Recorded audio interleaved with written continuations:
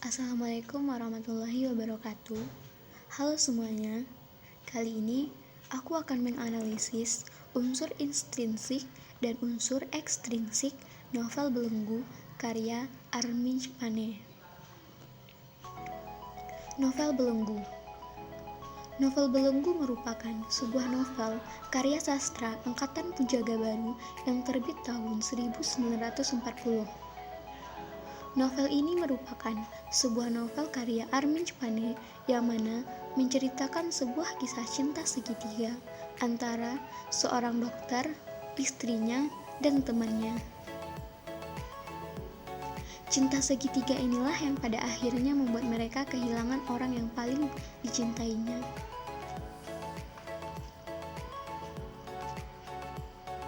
Nama Belenggu pada novel ini mengandung makna bahwa para tokoh utama dibelenggu oleh keegoisan hati mereka. Novel ini mengisahkan kehidupan rumah tangga yang akhirnya berakhir karena perselingkuhan. Sehingga para tokoh mengalami berbagai macam belenggu dalam kehidupannya.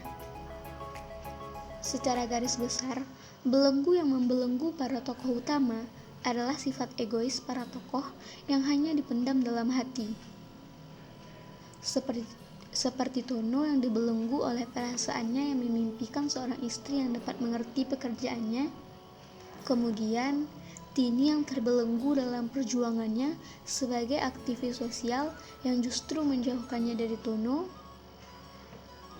Dan Rohayah yang terbelenggu oleh belenggu masa lalunya yang sangat suram dan tidak ia inginkan.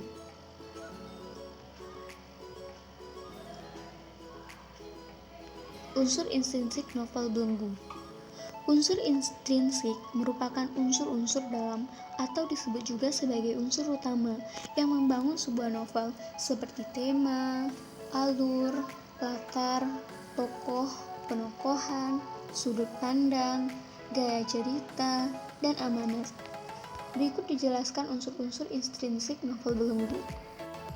Tema. Novel ini bertemakan kisah cinta antara Sukartono, Sumartini, dan Rohayah. Di dalam novel ini diceritakan tentang pernikahan yang tidak didasari oleh cinta, dan dalam pernikahan tersebut hadirlah orang ketiga. Sehingga kisah cinta pada cerita ini bertemakan kisah cinta segitiga. Alur pada novel ini menggunakan alur maju, karena cerita dalam novel tersebut bersifat kronologis, yang mana peristiwa yang digambarkannya bertahap, mulai dari tahap pengenalan sampai pada tahap penyelesaian, yang mana pada tahap penyelesaian kisah cinta segitiga tersebut berakhir dengan perceraian. Latar waktu pada cerita pada novel ini adalah jam 9 malam, pagi hari, dan malam hari. Latar tempat.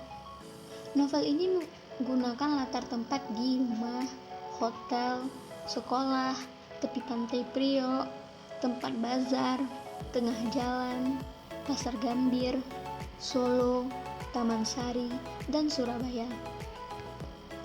Latar suasana. Suasana pada cerita ini adalah campur aduk, karena terdapat suasana jengkel, sedih, marah, bahagia, dan romantis. Sudut pandang. Dalam novel ini, pengarang menggunakan sudut pandang orang ketiga serba tahu. Karena pada cerita, pengarang tidak menggunakan kata aku, melainkan menggunakan nama orang sebagai tokohnya. Tokoh dan penokohan. Tokoh-tokoh dalam novel ini yaitu 1. Dr. Sukartono atau Tono, mempunyai rasa kemanusiaan yang tinggi, penyabar, egois, penyayang, dan dermawan, serta memiliki watak yang rendah hati. 2. Sumartini memiliki watak yang pemarah, akan tetapi ia selalu merasa kesepian karena kesibukan suaminya dan kecintaan suaminya pada pekerjaannya. Tini juga memiliki sikap optimis dalam meraih sesuatu. 3. Siti Rohayah. Dalam cerita pada novel ini, Siti Rohayah memiliki karakter yang perhatian, penyayang, dan memiliki watak penggoda. 4. Abdul. Abdul memiliki watak yang bermulut besar. 5. Minah memiliki watak yang sama persis dengan Abdul, yaitu bermulut besar. 6. Nyonya Sutatno. Nyonya Sutatno memiliki watak yang suka membela yang benar. Nyonya Rusdio. Nyonya Rusdio memiliki watak yang memiliki karakter yang pandai mencairkan suasana sehingga suasana menjadi hidup berkatnya. 8. Putri Aminah. Putri Aminah dalam cerita ini digambarkan sebagai orang yang selalu berolok-olok dan sangat suka mencampuri urusan orang lain. 9. Nyonya Sumarjo. Nyonya Sumarjo memiliki watak yang ketus dan suka menyindir. 10. Mardani.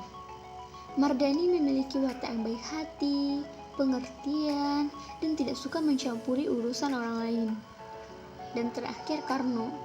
Karno memiliki watak yang penurut dan sangat patuh terhadap perintah yang diberikan. Gaya bahasa. Novel ini menggunakan bahasa serapan serta bermajis metafora dan personifikasi, yang mana dapat dilihat pada bagian cerita seperti kata berikut. Tumbuh di dalam hatinya, keinginan hendak memegang tangannya, hendak memandangnya dalam matanya yang berriak-riak. Amanat. Dalam novel ini, amanat yang disampaikan yaitu 1. Jadilah istri yang baik dengan berbakti kepada suami dan jangan terlalu mementingkan diri sendiri sehingga melupakan tugasnya sebagai istri. Begitu pula dengan suami, harus selalu mengedepankan kepentingan keluarga dibanding kepentingan pekerjaan atau kepentingan lainnya. Kedua, dalam membina hubungan rumah tangga, diperlukannya rasa cinta agar rumah tangga tersebut dapat harmonis dan rasa saling terbuka. Unsur ekstrinsik. Unsur ekstrinsik merupakan unsur pendukung jalan cerita. Unsur ekstrinsik novel Belenggu ini terdiri dari unsur moral, agama, dan sosial. Unsur-unsur ekstrinsik novel Belenggu dapat dijelaskan sebagai berikut. 1. Unsur moral. Dalam membina hubungan rumah tangga, diperlukannya cinta dan rasa saling menghormati serta saling menghargai satu sama lain agar tidak hadirnya orang ketiga dalam hubungan tersebut, sehingga membuat hubungan menjadi hancur dan berujung perpisahan. 2. Unsur agama. Dalam novel ini juga terdapat unsur agama, yang mana dalam agama seorang istri harus patuh kepada suaminya karena suami sebagai iman dalam rumah tangga. Dalam agama, seorang istri harus menjalankan kodratnya sebagai ibu rumah tangga yang baik dan dapat membagi waktu dengan baik. Seorang suami hendaknya menegur sang istri jika melakukan kesalahan, agar tidak terjadinya pertengkaran yang menyebabkan perceraian, karena Allah tidak suka dengan perceraian. 3. Unsur sosial. Unsur sosial yang disampaikan dalam cerita ini yaitu, jika ingin membina hubungan rumah tangga, jangan melihat fisiknya saja, seperti kecantikannya, akan tetapi lihat juga perilakunya. Karena dengan melihat fisiknya saja, maka tidak adanya rasa kasih sayang yang mana dapat menyebabkan ketidakharmonisan dalam hubungan. Dalam hubungan rumah tangga, perlu adanya komunikasi yang baik dan sikap saling menghargai satu sama lain agar hubungan tersebut dapat berjalan dengan baik. Sekian dari video saya kali ini. Terima kasih. Jangan lupa untuk like, komen, dan subscribe.